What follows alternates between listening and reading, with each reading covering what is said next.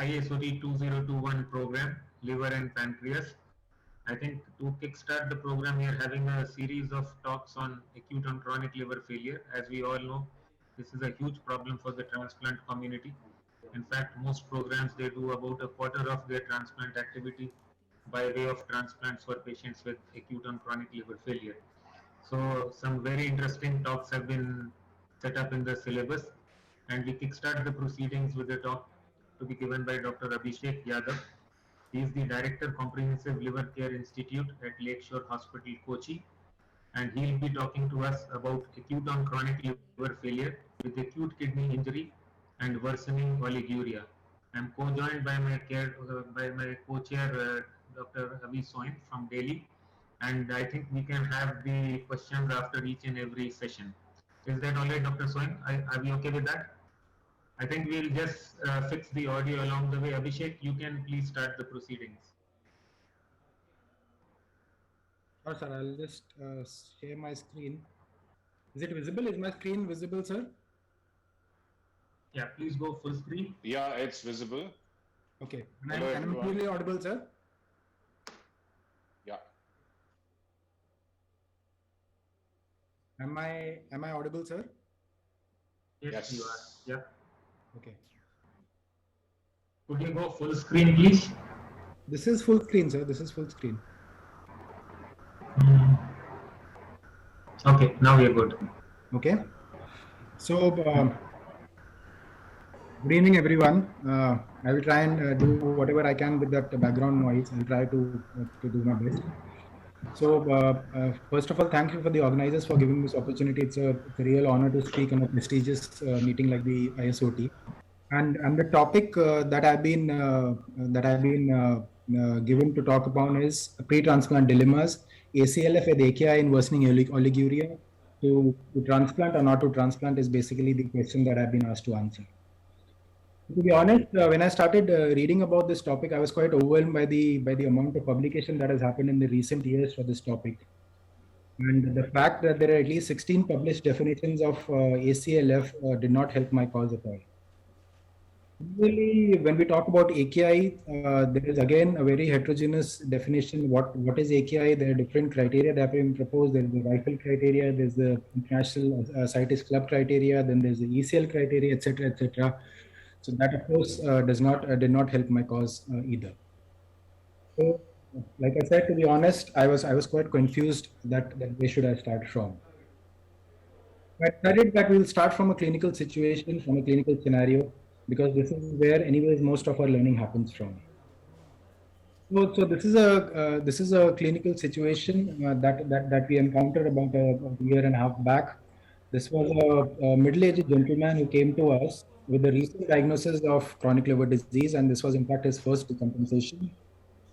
He had a rapidly worsening clinical course, and when he came to us with spontaneous bacterial peritonitis, managed his SBP initially, and his ascitic fluid cell counts did come down. However, the ascitic cell counts again went up with a hemorrhagic tap in spite of 3 lines of antibiotics being given to that patient. His renal functions, which were normal at presentation, showed a gradually worsening trend, and there was only a temporary relief on his. There was only a temporary improvement of his renal functions on standard medical management of hepatorenal syndrome. It was a major problem, and at the end of 2 weeks, this patient was bedridden in spite of the best medical treatment, the best nutritional therapy that we could offer him. The silver lining in the story was that the family had a living donor ready, and they were ready with resources, etc., for a transplantation at any point in the clinical course.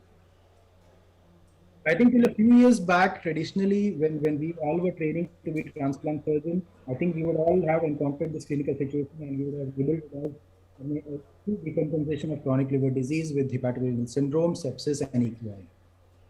Conventional teaching a few years back would have been to wait for stabilization or improvement of his renal parameters before considering this patient for transplantation. The reason is that we were all taught, and a lot of us still believe, that worsening AKI in the scenario of decompensated CLD is probably a surrogate marker of some ongoing insult, which in this scenario probably would have been sepsis, and therefore most of us would not have considered this patient for transplantation a few years back if you had encountered this situation. Another reason was that a lot of us are still wary about the use of renal replacement therapy in the perioperative period. Now there is another kid on the block, which is known as acute and chronic liver failure. So we don't know whether the situation that we encountered, whether it's acute decompensation or whether it's acute and chronic liver failure. Acute and chronic liver failure is a new disease entity, like I said, which is characterized by a very rapid worsening of organ failure. What makes it physiologically and pathophysiologically different from acute decompensation is that the organ failure is said to be driven from the acute and intense SIRS response or inflammatory response. And this inflammatory response is said to be emanating from the liver.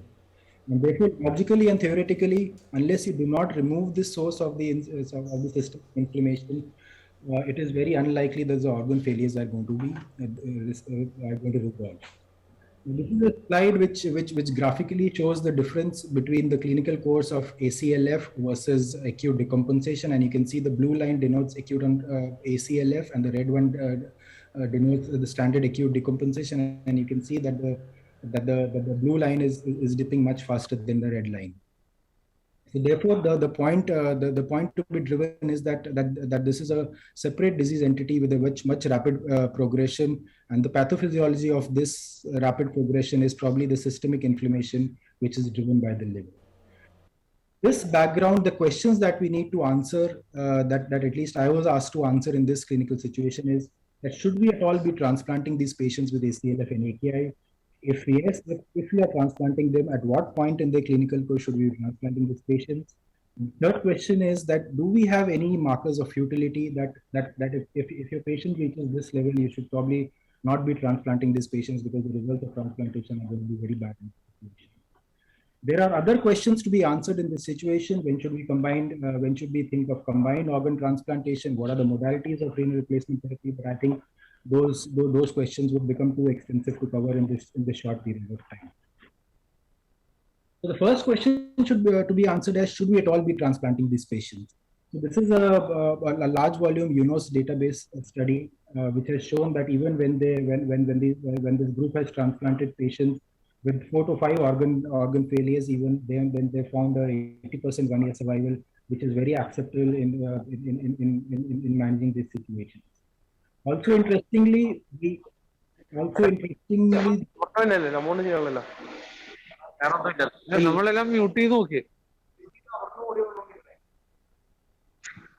Also interestingly, the authors did not find that any one particular type of organ failure worsened or the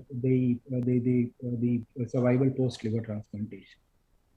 This is another analysis from the other side of the Atlantic, a European multicentric study, which gave similar conclusions that even if you are transplanting ACLF grade 3, grade 4 patients in the poor renal functions, the results are quite acceptable and within the realms of acceptability in considering renal transplantation. However, one difference that this study had from the UNOS database study was that preoperative renal replacement therapy was found to be a risk factor in terms of transplant survival in multivariate animals. What about the situation of living donor liver transplantation? In fact, this is a series which was published by Dr. Sohen's group from Medanta, and they have shown that even when you are transplanting ACLF with 2 or 3 organ failures in ACLF grade 3, you can still get survival rates which are quite comparable to those published in the Western literature. However, this group has not taken patients who are on renal replacement therapy prior to transplantation, as they've considered this as a contraindication for liver transplantation. Now, now the next question is, at what point in time should these patients be considered for a liver transplantation? We all know that ACLF is a dynamic process, and some of these patients, in fact, a large majority of the patients can be optimized, and some of the scores can in fact be reversed to a certain extent after optimal medical management. And this is no surprise that this UNOS database has shown that when you bring down the score of these patients from ACLF 3 to 2, you get a better survival as compared to when you transplant them at an advanced ACLF score. However, the point of interest in this study is that only about 25% of these patients in this large analysis could in fact be downgraded from ACLF 3 to 2. So yeah, it sounds very nice to downgrade these patients and to transplant them. It sounds very logical and sounds very appealing to logic. However, a very small minority of patients could in fact be downgraded from ACLF 3 to 2 and then and transplant them.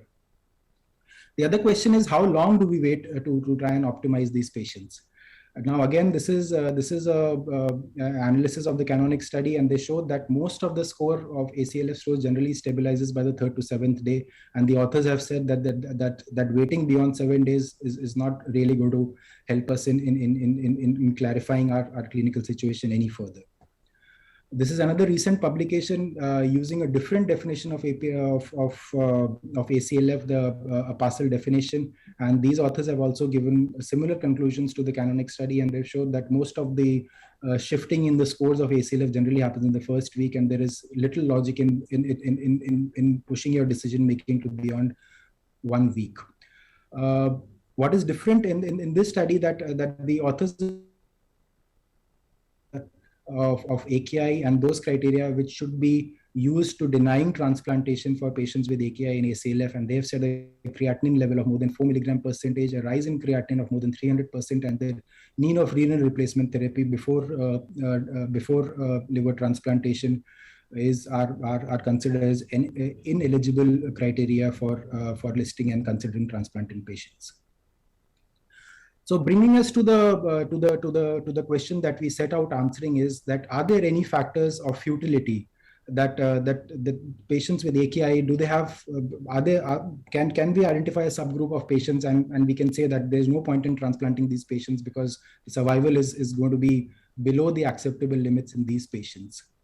Unfortunately, like I said, that there is no clear evidence in the literature telling us which subgroup of patients should not be considered for transplantation. However, from our clinical knowledge, we all know that if we have a patient with worsening renal functions and there is a deterioration in the other organ scores as well, especially if those organ failures are circulatory and respiratory, most of us would not consider these patients for liver transplantation. The need for renal replacement therapy, although some groups have said, however, it's not a unanimous conclusion that the need of renal replacement therapy should be considered a contraindication. Similarly, there is no clear consensus about the creatinine levels that should be used to deny patients liver transplantation. Though people have used a rise in creatinine more than 300%, or some studies have quoted a figure of 200%. But however, like I said, that there is no consensus on these on these figures. Also, importantly, we have to take these published literatures with a pinch of salt for the reasons that ACLF itself is a very heterogeneous group. There is no standard definition of ACLF, and still a lot of people do not believe in this in this concept of ACLF. They still say that it's probably just an acute decompensation. And also, all the studies that I've shown, all the data that I've quoted have all been retrospective studies. And of course, we all know that retrospective studies, there will be a selection bias, and only the best patients would have been probably selected for transplantation in this particular situation. Now, what happened to our patient? Going back to our patient, like I said, this patient presented in ACLF grade 2 at the end of day 5. This patient was in ACLF grade 3, primarily driven by his renal dysfunction. This patient stabilized his ACLF score on day 14. He was stable. His renal function had stabilized. He did not have any other organ dysfunctions. He was even stable, etc. He was, although his urine output had dipped, he was still not on renal replacement therapy. We did prognosticate the family, and we took up the patient for a transplantation on day 18. He did require intraoperative renal replacement therapy. However, as soon as we implanted the new organ, the kidney picked up, and by the time the patient was in the ICU, he was off any kind of renal support. He had a slightly stormy post-operative course, as was expected. However, he was discharged 3 years, and he continues to do well almost 2 years post-transplant now. So these are my conclusions from this talk. SIRS with liver as the source is the primary driver for organ failure and acute or chronic liver failure. AKI will be present in a majority of patients with, especially in patients with advanced stages of acute and chronic liver failure. And like I said, that this is a rapidly progressing syndrome. Hence, transplant evaluation should be started early, preferably as soon as the patient is in the hospital. All efforts should be made to improve the ACLF score prior to transplantation. However, that should not be a defining criteria. Even a stabilized ACLF score should be considered for transplantation. Worsening AKI with a stable ACLF score in the absence of other progressing organ failures can be considered for liver transplantation. And finally, like every other situation in liver transplantation, it is a difficult situation, and I don't think we can give any guidelines on this issue. And it has to be a tailored approach, and each and every patient has to be managed on a case-to-case basis. Thank you very much for your attention. That was good, Abhishek. Dharmesh, shall we do the questions later or now? How do the organizers want to do this? Now, sir, you could ask any questions right now. Sorry, this is very, there's a lot of disturbance. Yeah, are you saying we should do the questions now? Yes, sir. Yes. Okay, so let me kick off the discussion. Abhishek, that was, sorry, there's a lot of disturbance. So that was a very, that was a nice talk actually, very clearly spelled out all the issues. So what I understood is that you said that if the patient is stable with ACLF with AKI, which is stable and not progressing, and the patient doesn't have circulatory or respiratory failure, then you would accept these patients for transplantation as soon as possible, but no later than 1 week. Have I summarized your lecture well? That's right. That's right. Now, the only thing is that would you give negative or positive points in deciding to proceed with transplant on whether the patient is on RRT or not?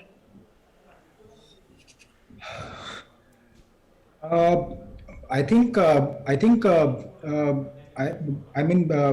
have any large experience with that, but we have done 2 patients who have been on renal replacement therapy prior to transplant, and unfortunately both those patients have done well. So I know that that your group has published that renal replacement therapy should be a contraindication. But like I said, I think it's a difficult situation, sir. It's not just about renal replacement therapy. There are a lot of factors that go into making this decision. I mean, what are the situation of the other organs scores? What is the sepsis? How many lines of antibiotics have you given? Do you really think that there is a possibility of NDR organisms? Of course, in a living donor situation, how good or bad is the donor? What is the donor quality, etc., etc. So, I think just saying that renal replacement therapy would be a contraindication would be, I think, denying some patients a life-saving organ transplantation. Dharmesh, your views, and then I'll pass on the questions to you and everyone else. Yeah, so I think the actual brief that was assigned to Abhishek was also oliguria. So this is something in the AKI assessment of patients with cirrhosis. So in the earlier ICA categorization of AKI, oliguria or urine output did not figure. But we do realize that patients who have got good urine output, they do quite differently from those who are oliguric or oligoanuric. And living donor is a very difficult task in this situation, let me concede. So we are a little fortunate that we have a fair sprinkling of deceased donor organs available. And I'm still a believer of segregating the choice for transplant between living donor and deceased donor. In deceased donor, your threshold for accepting very sick patients is quite low. So people who are on 2 or more organ failures also, you would be able to take them on. But it also depends, like for example, in your case, your patient's absolute neutrophil count hasn't changed much. So such a patient would bother me a lot. So if you see, even though you've been using antimicrobials, but this patient's ANC in the acidic fluid remains high. As regards need for RRT, so RRT requirement in acute liver failure is very different from acute and chronic liver failure. So most of our patients on acute liver failure, they, even if they're on renal support, they do extremely well. And very quickly they come off, because the reason for renal support in ALF is generally non-renal, whereas in ACLF it might be because of renal issues also. But supposing even in ACLF it is because of volume overload or because of an iffy heart, such a patient we would never take up. Intraoperative CRRT, again, a little difficult to organize, not that one doesn't do, but the logistics weigh heavily against using it. You know, you have to put the filter in circulation while you move the patient back and forth from the OR to the ICU. So as far as possible, you should make an effort to make these patients come down the the ladder of renal dysfunction. That means if you can use vasoconstrictors and volume expanders in the preoperative period, the advantage with living donor is that you have everything set up from the donor side. So that is definitely a situation that is worth endeavoring to achieve. So if you can get the creatinine down, see, most of the ACLFs are severe ALCHEPs or patients with reactivation either of AIH or HPV. So these are the three prominent categories, and you should make an effort to get the creatinine down. That is what one would do. But just to make the long story short, threshold for using diseased organs, even in very sick patients, those on organ support, that is for our program at least different from the living donor situation. I know it's not the same in all other parts of the country.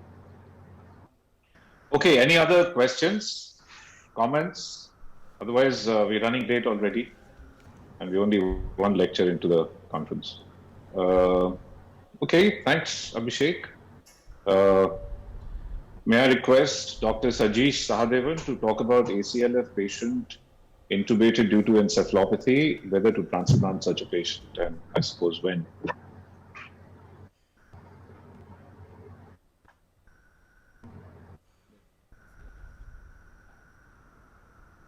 And Dharmesh, if you could just introduce the next two, please. I'll just be in and out of this. Sure.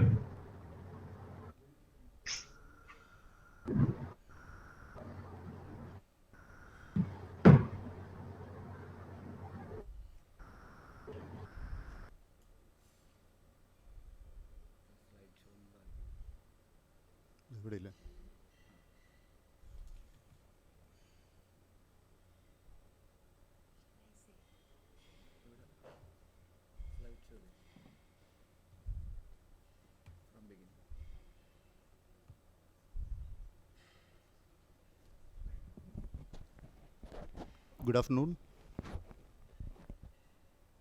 Am I audible? Hello? Please go ahead. Yeah. So what I'm assigned in this dilemmas in liver transplant is an ACLF2 patient who has been intubated for encephalopathy. Question is very specific: to do or not to do the liver transplant. First of all, at the outset, I thank the organizers, the Amrita team completely, for asking me to look into this clinical scenario. So how I'll be dealing this presentation is I'll just basically go through the pathophysiology of hepatic encephalopathy in ACLF, essentially looking at is there any difference between ALF, the survival chances of them, is there any optimization required, and the transplant issues, and along with that, the futility of transplant also. HE in ACLF is usually due to a precipitating factor leading on to an increased exposure of the brain to the toxins. Along with that, there is association of the CIRS component, the circular dysfunction that occurs to the brain, and the failure of other organs, specifically any other organ that will result on to brain injury also. Of importance will be the kidney. The pathophysiology of the HE, if you look at in ACLF, here again, the brain edema is the pathophysiology, but the CT detection rate of brain edema is very rare in ACLF. What happens here is that in the background of existing cirrhosis and chronic portocaval shunting, and a degree of brain atrophy is also there, and in fact, that will be protecting the brain from the swelling and the raised intracranial hypertension. What has been observed is the increase in brain swelling can be reversed with liver transplant, just like in ALF, and the brain manifestations of ACLF is reversible. So specifically looking at the HE group in the canonic study, they found that the HE occurs mainly in the younger patients, severe liver failure with the CIRS, acute active alcoholisms, and dilutional hyponatremia are the factors commonly associated, predominantly associated. the usual precipitant factors like the bacterial infections, GI bleed, diuretics were all in par in the other group also. The causes of cerebral edema in ALF, the ammonia levels, the SIRS, and the cerebral hemodynamics are all well clear, but in ACLF these are not been well elucidated. There is hyperammonemia, and there is a persistent hyperammonemia in acute on chronic liver failure. Along with that, there is a superadult insult of either hepatic or an inflammatory insult. The cerebral blood flow, in fact, is reduced in the cirrhotic patient, but an endotoxemia will trigger it, the increased blood flow due to, or the vascular dysfunction due to the nitric oxide release. So the prognosis of patients with HE in ACLF has been found to be significantly worse compared to the non-HE group. Most important prognostic factor when a patient develops HE along with the ACLF is there any associated organ failure along with it? Hepatic encephalopathy along with the high HPPG have been found to be an independent baseline predictors of mortality. So other than this, old age, high bilirubin, high INRs, high creatinine values, and the sodium values are all found to be associate the risk of mortality with the HE in ACLF. So does the liver transplant really improve? Does the liver improve without a transplant? You could find that this is the canonic subgroup again. You could find that the patients with HE definitely have the high mortality, whether it is associated with the ACLF or even without ACLF group. The medical therapies should be instituted whenever the patient is having HE, the gut-directed therapies, obeticholic acid, statins, etc. I'm not good in dealing with this. And the liver support measures also may be required even in a ventilated patients. So whenever we think of the liver transplant, ACLF 2 and 3, we had to think of the liver transplant. There is enough data for that. We had to first see that which all patient is out for the liver transplant. If there is a worsening, this is the general contraindication: worsening circulatory or pulmonary failure, uncorrectable coagulopathy, severe intracranial bleeds, severe unresponsive cerebral edema, uncontrolled sepsis. These are all the general contraindications for LT. And LT in ACLF grade N2, the survival without an LT is less than 20%, and it is increased more than 80%. And important factors is an early transplant and looking at the CLIF-C ACLF score, whichever is, when it is high more than the 48. With the rising bilirubin, you have to immediately think of the transplant. So when a patient is has come with HE or has got intubated with HE in ACLF, we had to look at the precipitating factor, because most often the precipitating factor or the insult may be bacterial sepsis. So all the cultures, the inflammatory markers has to be looked into. And we had to look at the treatable hepatic insults. The hepatic insult might have precipitated the current acute scenario, like the Hep B or the alcoholisms. And if they are present, they has to be tackled. Then only we had to think of the transplant. This is the general criteria, check criteria for any patient with ACLF undergoing for LT. We had to see the recipient medical condition before the ICU admission, the impact of the ongoing infection or sepsis, which is often a precipitating or even a secondary event, the severity of the organ failure, and the requirement for organ support at the time of the potential transplant. Here it will be the mechanical ventilation. The aspect of mechanical ventilation has to be crucially looked into. So in a patient who is on mechanical ventilation and considering for transplant, you've got two large registry studies that has shown the high hazard ratio for the mechanical ventilations. There is a decreased survival rate in ACLF 3 group, in fact. Marginal improvement in survival with higher quality donor organ, 76.5%, and earlier transplantations. So the strongest association with the reduced post-transplantation survival and post-op complication has been attributed to mechanical ventilations. And if you increase the duration, if you see the duration of the mechanical ventilation is increased, there is overall an increased risk of mortality, either due to infection occurring within the pulmonary system, muscle deconditioning, and also due to tracheal injuries. Any data on the HE specific aspect for the mechanical ventilation? That is, the patients are ventilated for hepatic encephalopathy, and the Medanta group has shown, as by the Dr. Adashoin and others have shown, that they had transplanted the patients with hepatic encephalopathy grade 4 who had been intubated mainly for the HE. Other groups had also come up, especially from the eastern countries, and they had shown good results when the HE alone was the indication for the mechanical ventilations. So even for a mechanically ventilated patient for HE, they require proper optimization. They need a brain imaging and EEG, specifically if the patient has any seizures. The imaging not only to look for the edema, which is rarely present in this condition, in these patients, but we have to look for the bleed associated, which is more common, in fact, when we look into the brain of these patients. Just a slide on the donor issues. There has been argument for the prioritization of the patient for the ACLF, the DRI matching. These are all in the DDLT scenario, and I think it will be not good to discuss all these things here. LDLT optimization before transplantation. Here the optimization is mainly in the part of the sepsis and improving the renal functions.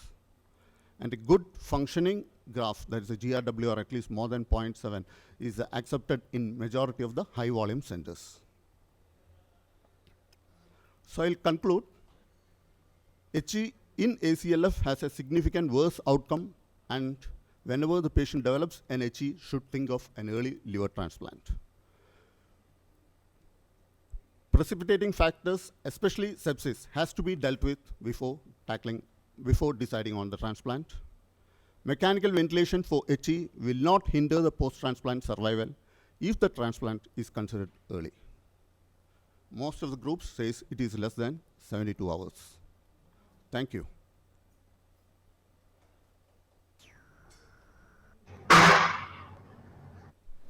Thanks, Dr. Sadish, for your talk. So you started off by talking about the pathophysiology of hepatic encephalopathy in the context of ACLF. So do you think when these patients get admitted to the liver intensive care with grade 3 HE, any anti-HE measures would help?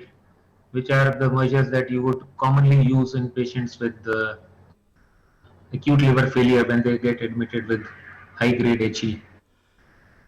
In ACLF compared to ALF, where these usual anti-HE measures, it has been instituted in majority of the centers. And they had mentioned that there is some improvement in HE has also occurred, especially if it is an hepatic insult. I hope All it's right. clear. No, so what I'm trying to ask is, do you think there is any merit in using things like hypertonic saline or osmotic diuretics or N-acetylcysteine? That's what I'm trying to ask. The gut-directed therapies has been found to be useful, especially the lactulose, rifaximin, and recently some drugs also has been added on that. And where do you place ammonia in the cascade? So what is your take on ammonia? So supposing there is an acute and chronic liver failure patient who gets admitted for HE to the liver intensive care and the arterial ammonia is say 150, would you have the same threshold for initiating renal replacement therapy as you would do in patients with acute liver failure?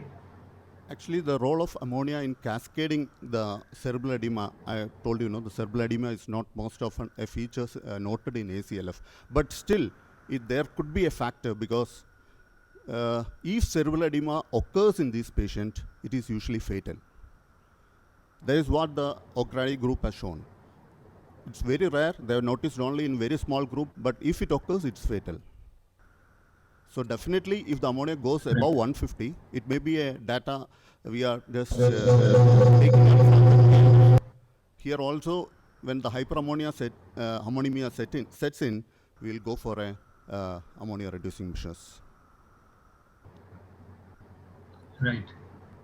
Anyone amongst the speakers have a comment to make, or if Dr. Soin is there, would you want to comment? Would you like to comment on this particular aspect if he's around? I'm still here, Ramesh. Yeah, but your I think your video is not on. Okay, you want to see me so you can see me? Yes, yes, Okay. right. Are you? I'm in OT, yeah, so Yeah, don't tell me. Otherwise, I would have asked you to raise your hands to see whether you are gloved or not.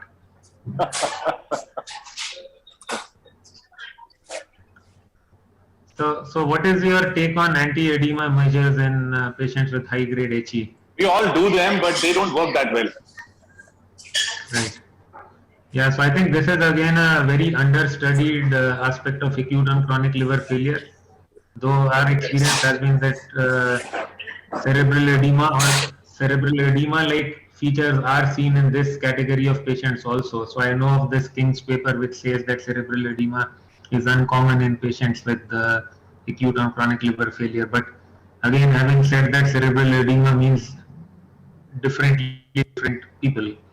And if somebody is having the kind of breathing that you will see in acute liver failure or abnormal posturing on a nociceptive stimulus, so I don't know what else would count for this not to be cerebral edema. And these patients, they do extremely poorly. And in fact, even after the transplant, the recovery in this cohort of patients is very slow. That is what our experience has been. So patients who get intubated for high-grade HE, one should try to get them into a better grade of mentation if you can before we proceed for transplant. Though having said that, that's not always possible. But I still don't know of too many units who would be using hypertonic saline because the pathophysiology is very different in acute and chronic liver failure, or N-acetylcysteine, or CRRT to lower the ammonia per se. So these are active areas of research, and surprisingly, the published literature is silent on this. So we do use CRRT if we have to bridge the patient. We use CRRT quite a lot if we have to bridge the patient. But otherwise, if there is no culture positive sepsis, which is causing hemodynamic compromise, irrespective of the grade of encephalopathy, we would basically go ahead. So circulatory and respiratory are notes, but otherwise encephalopathy obviously also depends largely sepsis and the degree of liver necrosis. These patients always don't have a CJ biopsy, but if the acute element is very severe, then they could have encephalopathy even without severe sepsis. So obviously they're a mixed bag, and I kind of I hear what you say, but we would not give the grade of encephalopathy that much importance as we would to sepsis, especially in the chest. What do you feel about the recovery in the post-operative period? Do you think they recover in a predictable manner? As in people who have grade 2 to 3 encephalopathy? Yeah, so I would say grade 3, grade 4. Grade 2 would be most of the patients who would come onto the unit. So again, we've had. So somebody, I don't have numbers, but my impression is that they will recover generally better than the lower the grade, they will recover the encephalopathy or the mental status better. I agree with that. And they might need ventilator for a couple of days, 3 days, if they've been in grade 3 and 4. That's my impression. Yep. So I think a host of things there, electrolyte balance and the difference between ALF and ACLF is that you start with very low sodium levels, something that doesn't normally happen in ALFs, and it's quite possible very quickly to lose track of all these things, because in the theater most of the patients would have a fair bit of sodium load, something which is beyond the control of anyone. And when they come back to the unit, it's not uncommon to see patients who would have increased their sodium values by say 8 to 10 millimoles per liter. So all these things probably they add up to the a very slow and unpredictable brain recovery, if you will, in this cohort of patients. I think are we good to go to the next talk? Thank you, sir. For the knowledge of all the chairpersons and speakers, each session will be 10 minutes of speech and 3 minutes of discussion, after which a buzzer will be heard. I humbly request all the speakers of the day to please keep the time. Over to you, sir. Hello.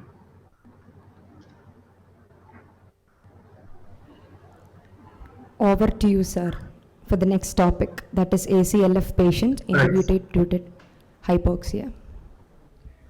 So we are going to the next case First of all, I scenario. want to thank the That is organizers for again. giving me the opportunity to present this.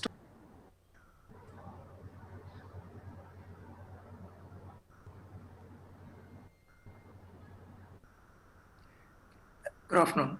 First of all, I would like to thank the organizers for giving me the opportunity to present this talk.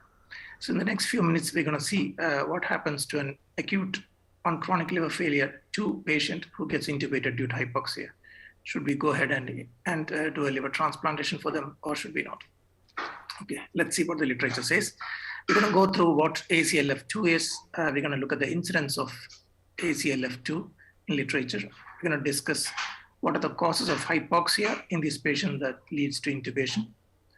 We're going to see what is there in the literature and then discuss briefly regarding the liver-lung axis. So we know that the Canonic study divided the acute and chronic liver failure into 4 grades based on the presence or absence of organ failures. So that is no acute and chronic liver failure or no ACLF, and ACLF 1, 2, and 3, wherein ACLF 2 was 2 organ failures. We know that the prevalence varies around 30 to 40%, depends upon which part of the world you're from. And the mortality again varies in these patients between 30 to 40%. I would like to bring your attention to the Canonic study, which is from where the initial data was derived or presented.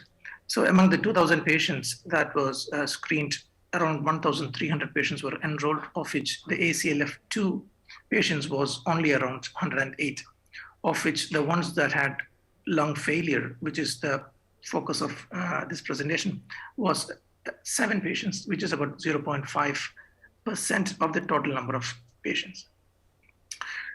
A similar number we see from the data from Paul Tulwitz, that the organ failure 2 patients, which is the column right over here, the ones that has got respiratory failure is a very small percentage that is shown in green color. So the type of patients that we're talking about today is a small minority.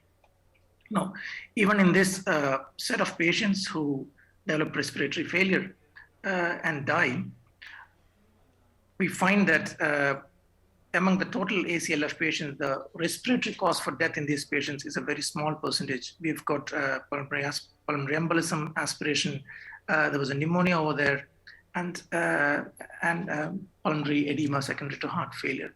Overall, it was about 2.6% of the total cause of death as hypoxia being one. Now, next, let us look into the causes of hypoxia in the ACLF patients. You can see going through the slide here that the causes varies from purely that's related to the liver. We've got hepatopulmonary, portopulmonary syndromes that is fairly known. Then we've got hepatic hydrothorax. We've got issues like heart failure, and then pure lung issues like pneumonia, pulmonary hemorrhage, and pulmonary edema. So we see that there's a varied etiology in this set of patients, and therefore to club all of them together may not be the right thing to do because etiology varies and therefore the prognosis varies as well. Next, I would like to take your attention to the article from Lewis, where the French people, they looked at the causes of intubation in acute and chronic liver failure patients.